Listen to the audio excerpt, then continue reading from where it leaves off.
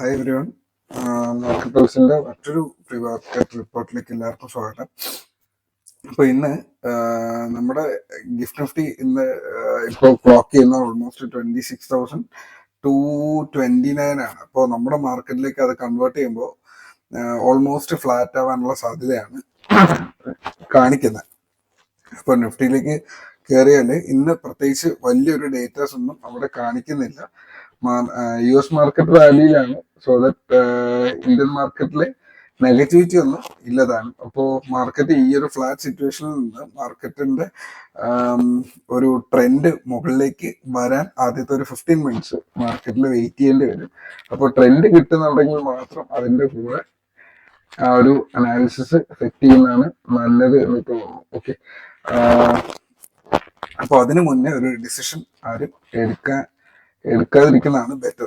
കാരണം മാർക്കറ്റിൽ ഇപ്പൊ നിൽക്കുന്ന റെസിസ്റ്റൻസ് ഏരിയ എന്ന് പറയുന്നത് നമ്മൾ നിൽക്കുന്ന കൃത്യമായിട്ടും റെസിസ്റ്റൻസ് ഏരിയക്ക് തൊട്ട് ചേർന്നതാണ്. അപ്പോ ഈ ഒരു ചാർട്ട് നിങ്ങൾക്ക് കാണുമ്പോൾ മനസ്സിലാകുന്നുണ്ടാവും. ഓക്കെ, ലാസ്റ്റ് ടൈം ഇവിടെ വന്നിട്ടാണ് മാർക്കറ്റ് തിരിച്ച് താഴേക്ക് പോയത്. അപ്പോൾ നിൽക്കുന്ന ക്യാൻഡിൽ ഇവിടെ ഹിറ്റ് ചെയ്തപ്പോൾ അത്യാവശ്യം നല്ല സെല്ലിംഗ് പ്രഷർ ഉണ്ടായിരുന്നു. തിരിച്ച് കയറാൻ ശ്രമിച്ച ക്യാൻഡിൽ വീണ്ടും സൈഡ് വേസ് പോയി, വീണ്ടും കയറി ക്യാൻഡിലിന് സെല്ലിങ് വന്നിട്ടുണ്ട്. സോ 26,240 റേഞ്ച് എന്ന് പറയുന്നത് വളരെ വളരെ സ്ട്രോങ് ആയിട്ടുള്ള ഒരു റെസിസ്റ്റൻസ് ആയിട്ട് വർക്ക് ചെയ്യുന്നുണ്ട്. അപ്പൊ 26,180 to 26,240 എന്നുള്ള റേഞ്ചില് സി സൈഡിലത്തേക്ക് ഒരു ട്രേഡും തൽക്കാലം ചിന്തിക്കേണ്ട എന്നുള്ളതാണ്. അപ്പോ ഇത് താഴേക്കാണെങ്കിലോ മേളിലേക്കാണെങ്കിലോ ട്രേഡിൽ ഇന്നലെ നാച്ചുറൽ ഗ്യാസിൽ ഇതുപോലെ താഴേക്ക് പോകണം എന്ന് വിചാരിച്ചിരുന്ന മാർക്കറ്റ് പോകില്ല എന്ന് വിചാരിച്ചതിന്റെ റീസൺ എന്ന് പറഞ്ഞാൽ ഇപ്പോഴും നിൽക്കുന്നത് ഈ ഒരു ഏരിയയിലാണ് അല്ലെ.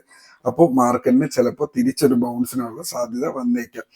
അപ്പോൾ ആദ്യത്തെ ഒരു അരമണിക്കൂർ വെയിറ്റ് ചെയ്യുക, ഒരു മിനിമം ഒരു 15 മിനിറ്റെങ്കിലും വെയിറ്റ് ചെയ്യുക, മാർക്കറ്റ് ഏത് ഡയറക്ഷൻ എടുക്കുന്നതെന്ന് കൺഫേം ചെയ്യട്ടെ. അപ്പോൾ ഗിഫ്റ്റ് നിഫ്റ്റി നിൽക്കുന്നത് ഇവിടെയാണ്, പക്ഷെ അത് നമുക്ക് നോക്കണ്ട.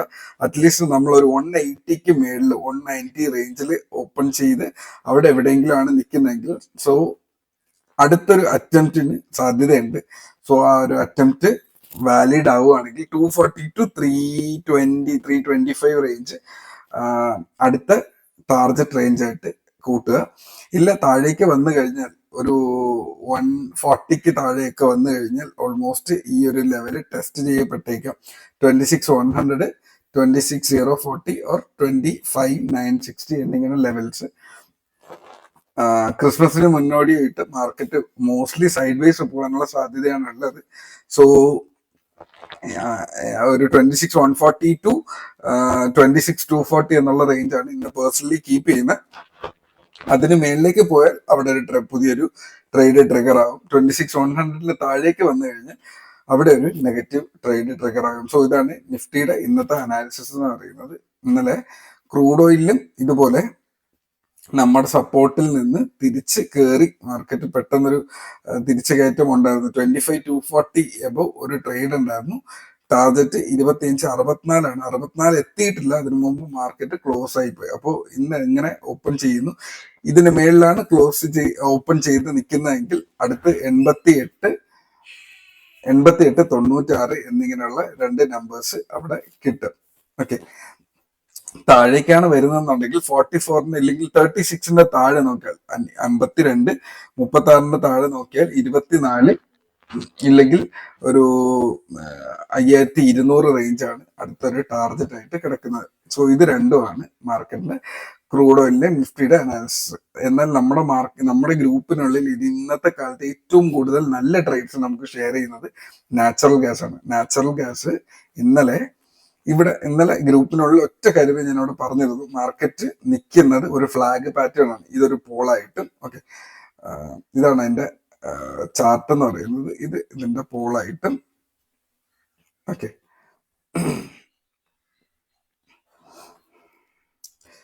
ഇത് ഇതിന്റെ ഫ്ലാഗ് ആയിട്ടും. സോ റെസിസ്റ്റൻസിൽ തൊട്ട് നിൽക്കുന്ന ഒരു ചാർട്ടായിരുന്നു.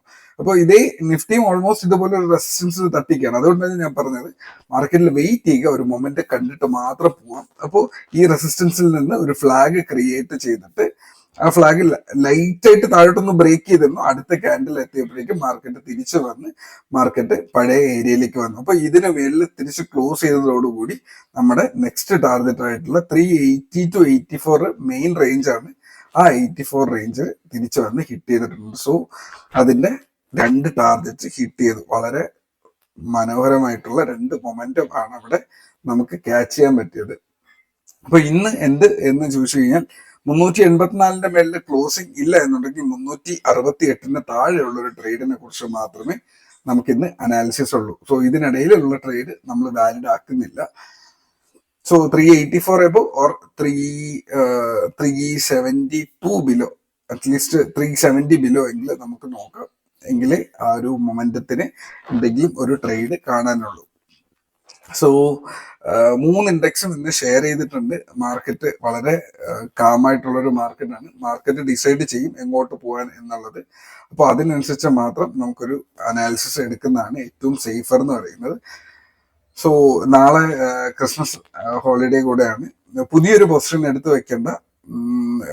ഒരു യാത്ര പോകുന്നുണ്ടെങ്കിലോ ഇല്ലെങ്കിൽ ഒരു ശ്രദ്ധിക്കാൻ പറ്റുന്ന ഒരു സിറ്റുവേഷനിലാണ് എന്നുണ്ടെങ്കിൽ ഒരിക്കലും പുതിയ പൊസിഷൻ വലിയ ക്വാണ്ടിറ്റിയിൽ എടുത്തു വെക്കേണ്ട. പകരം മാർക്കറ്റിൽ തിരിച്ചെന്നാണോ നിങ്ങൾ ആക്റ്റീവ് ആകുന്നത് അന്ന് പുതിയ പൊസിഷൻസ് ബിൽഡ് ചെയ്താൽ മതിയാവും. ഓക്കെ, അപ്പോ അത്രേ ഉള്ളൂ ഇന്നത്തെ അനാലിസിസ്. മറ്റൊരു വീഡിയോ ആയിട്ട് വീണ്ടും വരാം. Till then trade safe, take care.